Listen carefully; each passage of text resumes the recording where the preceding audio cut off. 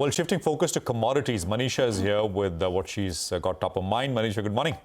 Well, morning, and I'm looking at the crude oil prices because since the inauguration for the US president has happened, we've seen crude oil prices only go one way, and that has been on the lower side. Well, we started this year on a positive note because there were some supply concerns, but not anymore. To begin with, Trump has declared national energy emergency, and he's talked about three things, especially one, that the permissions or permits would be eased on. The second is opening up more acreage in sense of onshore and offshore drilling. And third, most importantly, is that there would be a reverse of clean energy policy. So that is what really seems to be putting pressure on the crude prices there.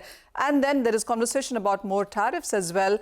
The US president has now reiterated that there are more tariffs coming in for China, nearly 10% of that. And then there are more tariffs also coming in on Mexico and Canada. This would happen on 1st of Feb.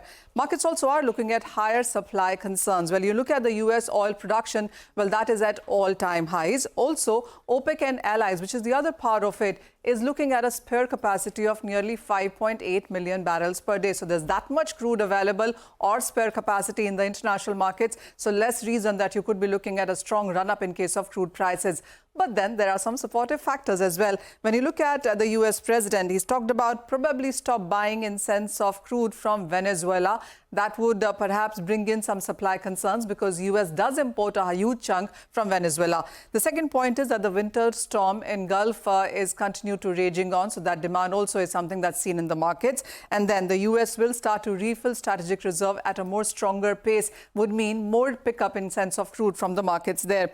The US sanctions on Russia that we've seen recently already have disrupted the physical oil and the tanker market. So there is some near-term premium that we are seeing in various crude varieties coming in.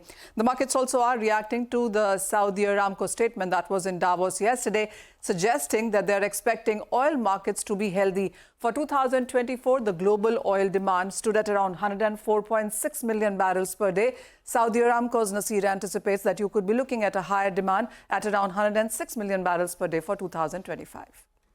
Okay, all right, got it. Manisha, thank you very much for that. So that's